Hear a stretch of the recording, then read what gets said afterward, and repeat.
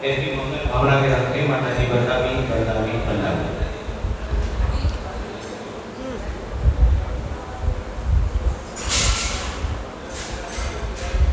आइए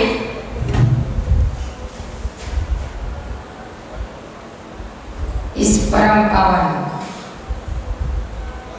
बिल्ला में जिनेंद्र देव का श्री जी का अभिषेक देखकर माँ जिनवाणी का स्मरण करते हुए हम सब एक बार हाथों को जोड़कर उन जिनेंद्र देव का स्मरण करें जिन जिनेंद्र देव के मुख से माँ सरस्वती की गंगा बही है। विदाय रक्षा परतः प्रजानां राजा चिरम्यो प्रतिमा प्रताप वेदात् पुरस्तात् स्वतैव शान्ति मुनि दया मूर्तिरिवा शान्तिं सरस्वती नमस्तुभ्यं वरदे कामरूपिणी उपदेशारम्भ करिष्यामि सिद्धिर्भवतु मे सदा गुरुः पातु नो नित्यं ज्ञानदर्शननायका चारित्रार्णवगम्भीरा मोक्षमार्गोपदेशका। देवादिदेव 1008 शांतिनाथ भगवान ने की भगवान शांतिनाथ की शरण में बैठकर उनकी जय नहीं बोल पा रहे अच्छे से, हमारे कर्मों की निजरा कैसे होगी। देवादिदेव 1008 शांतिनाथ भगवान ने की। आचार्य गुरुदेव विमल सागर जी महाराज की, आचार्य गुरुदेव भरत सागर जी महाराज की, आचार्य गुरुदेव चैत्य सागर जी महाराज की, द्वादशांग जिनवाणी माता की, अहिंसामय विश्व धर्म की, तिलका 9 करोड़ मुनि राज की,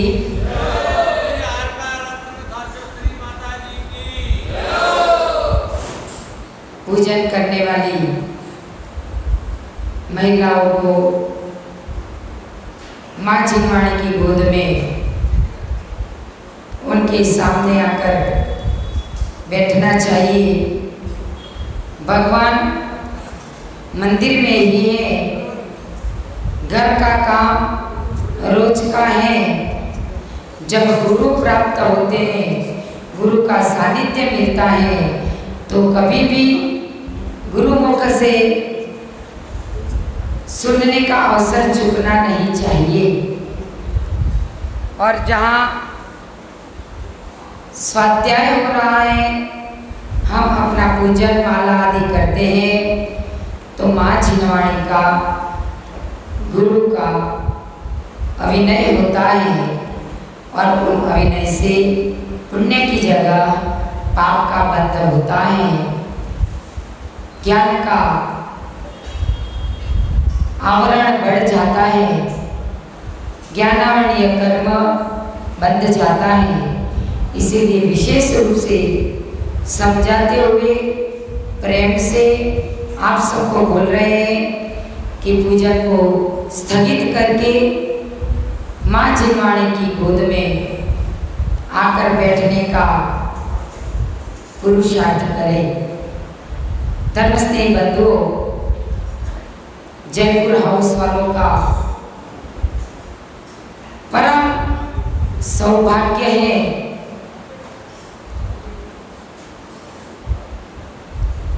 छोटे छोटे थे हम, तब देखा था कि श्रुत पंचमी पर्व का महत्व क्या होता है। एक रथ यात्रा निकलती थी महावीर जयंती के दिन, दूसरी रथ यात्रा निकलती थी पर्युषण पर्व के बाद क्षमावाणी के दिन, और तीसरी रथ यात्रा निकलती थी श्रुत पंचमी के दिन। ये तीन महान पर्व हमारे जैन शासन में बताए गए हैं। भगवान महावीर की रथ यात्रा इसलिए निकलती थी और निकलती हैं आज भी। और उसमें तो आगरा एक गौरवशाली बहुत उत्साह से नाम देने योग्य है कि महावीर जयंती देखनी है तो आगरा पहुंच जाओ। वो भी देख लिया। भगवान महावीर के शासन में हम अपना जीवन व्यतीत कर रहे हैं। इसलिए भगवान महावीर की जयंती के दिन महावीर जयंती का रथ यात्रा निकलती है। 10 लक्षणी पर्व अनादि निधन पर्व है, उसको याद करते हुए क्षमावाणी के दिन रथ यात्रा निकलती है। और जहाँ श्रुत नहीं है, जहाँ श्रुत का उद्बोधन नहीं है, जिनेंद्र देव की दिव्य ध्वनि के द्वारा जो उनके मुखारविंद से जो वाणी निकली है, उनको गौतम गणधर ने झेली। कितनी झेली? अनंत भाग की, अनंतवें भाग की। ध्यान रखना, जिनेंद्र भगवान की वाणी खीरी, उसका अनंतवा भाग, असंख्यात का भाग गौतम गणधर ने ग्रहण किया। उन्होंने जितना ग्रहण किया उसका असंख्यातवा भाग सुनने वालों ने ग्रहण किया। सुनने वालों ने जितना ग्रहण किया उसका असंख्यात का भाग लिपिबद्ध हुआ, और जितना लिपिबद्ध हुआ उसका अनंतवा भाग हमारे बीच में आता है। और उसका अनंतवा भाग भी हमें आज सुनने को नहीं मिल रहा है। और इतना मिलने पर भी हम उसको सुनने को तैयार नहीं होते। ये समझते हैं कि जिनवाणी क्या है? भगवान के दर्शन करना, पूजा करना, अभिषेक देखना, यही महत्व का है, ये समझते हैं। लेकिन आचार्य पूज्यपाद स्वामी ने सर्वार्थ सिद्धि ग्रंथ में कहा है कि स्वाध्याय परम तप। पूजा को परम तप नहीं कहा है, उपवास को, व्रत को, नियम को परम तप नहीं कहा है, अभिषेक देखने को, भजन करने को, आहार देने को, 4 प्रकार के दान देने को परम तप नहीं कहा है। सिर्फ इतना ही कहा है, स्वाध्याय परम तप। जिंदगी में कुछ मत करो, जिनवाणी का रसपान करो, जिनवाणी का विनय करो, ज्ञानाचार के 8 जो अंग हैं उसका पालन करो। ज्ञानाचार के 8 जो दोष हैं उससे रहित हो जाओ। सम्यक दर्शन के 8 दोष तो आप जानते ही होंगे, निशंकित, निकांक्षित आदि जो 8 अंग हैं, 8 दोष उसी के विरोधी शंका, कांक्षा, विचिकित्सा, अनुपगुण, मूढ़ दृष्टि, अस्थितिकरण, अप्रभावना, वात्सल्य, ये अवात्सल्य, ये 8 सम्यक दर्शन के दोष हैं। वैसे ज्ञानाचार के भी 8 दोष बताए गए हैं। अकाल में स्वाध्याय करना है। स्वाध्याय के प्रति पूजन करने वाले जरा कान इधर रखना। स्वाध्याय के प्रति बहुमान नहीं होना, अर्थ का नहीं समझना, व्यंजन, अर्थाचार, शब्दाचार, शब्दों का लोप कर देना, जल्दी जल्दी बोलकर नमो अरिहंताणम का जाप करते हैं, माला करते हैं, 2 मिनट में करते हैं। कैसे करते हैं? नमो अरिहंताण चित्ताणम नमो जानम सोचाणम। कितनी माला फेरते हो भैया? हम रोज की 21 माला फेरते हैं। कौन से मंत्र की फेरते हो? नमोकार मंत्र की फेरते हो। कितनी देर में फेरते हो?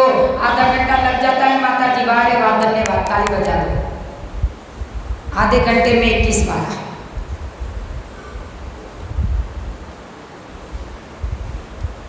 फिर जाएगी क्या?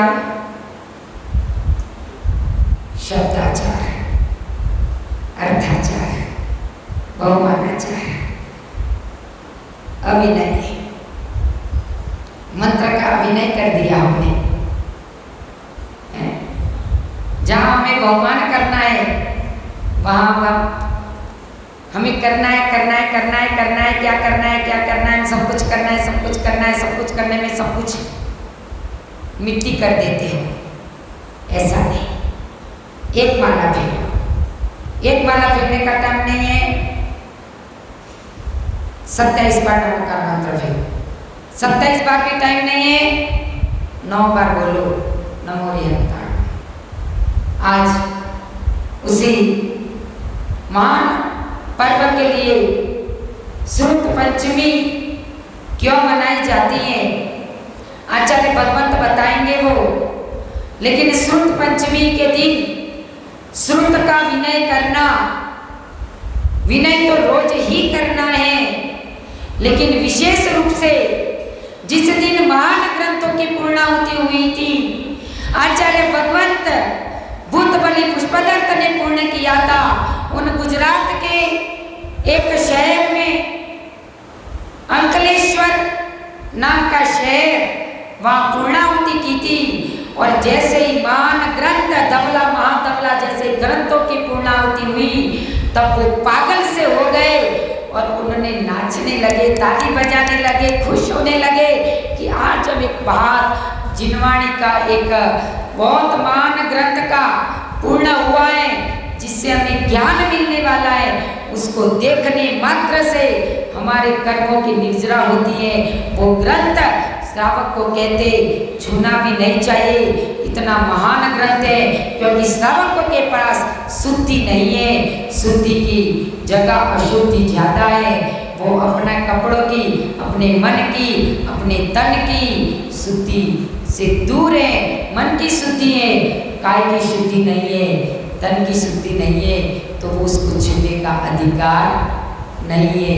वो खुश हो गए, इतने खुश हुए, इतने खुश हुए, सोने की पालकी में जिनवाणी को विराजमान करके उन्होंने पूरे शहर में घुमाई। आज उनको याद करके रोंगटे खड़े हो जाते हैं। आचार्य भगवंतों को इतनी मेहनत करने में कितना पुरुषार्थ करना पड़ा, और आज हमें 5 मिनट, 10 मिनट, आधा घंटा यदि सुनने के लिए बैठना पड़ता है, तो हमको लगता है कि हम कहाँ बैठ गए, कहाँ बैठ गए। उन आचार्य भगवंतों का उपकार याद करो, जिन्होंने हमारे लिए कर्मों की निर्जरा करने के लिए, संसार से जीतने के लिए हमें आज की जिनवाणी को प्रदान किया है। नहीं तो आज हम सब बुद्धू बने रहते, बुद्धू बने रहते, हम सब बुद्धू बने रहते। हित अहित का ज्ञान नहीं होता हमें। विवेक जागृत होगा तो उस जिनवाणी के माध्यम से जागृत होगा। पूजा के माध्यम से कभी विवेक जागृत नहीं होगा, ध्यान रखना। क्योंकि वह भगवान कुछ नहीं बोलेंगे। विवेक जागृत होगा तो मां जिनवाणी की श्रवण से, मां जिनवाणी की पठन से, मां जिनवाणी की चर्चा से विवेक जागृत होगा।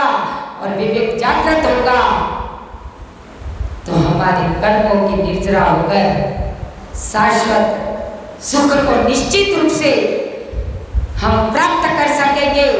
कोई हमें रोकने वाला नहीं है। तीर्थंकर भी आकर यदि हमारा विवेक जागृत होने के बाद तीर्थंकर भी कहे कि तुझे मोक्ष नहीं मिलेगा, तो वो भी नहीं हो सकता। हमारा विवेक जागृत है, हम स्वयं भगवान है।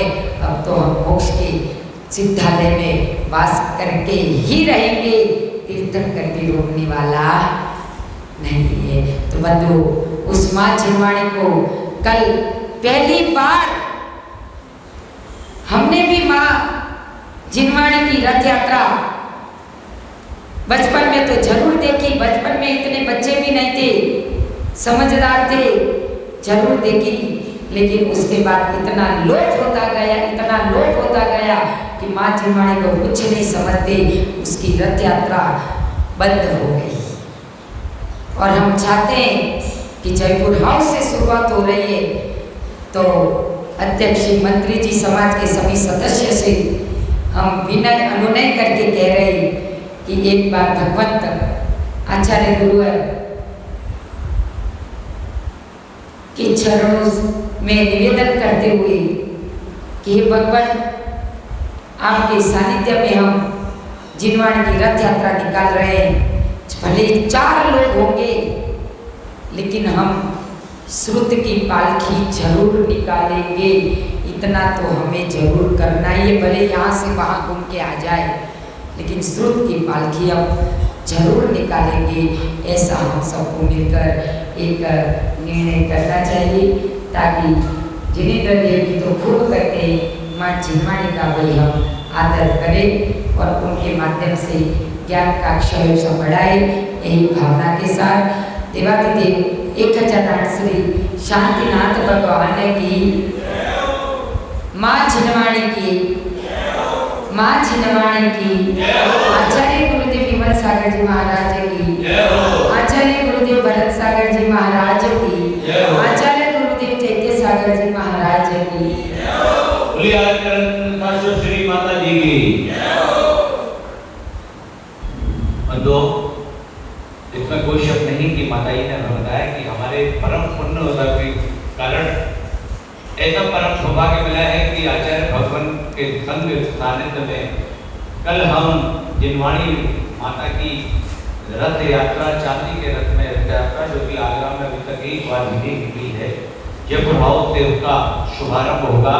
और हम माता जी ये कोशिश करेंगे कि प्रतिवर्ष जिनवाड़ी माता की पालकी अपने कम से कम जयपुर हाउस में तो घुमाएं। और ये परंपरा आपके मंगल ध्वनि से शुरू हो रही है।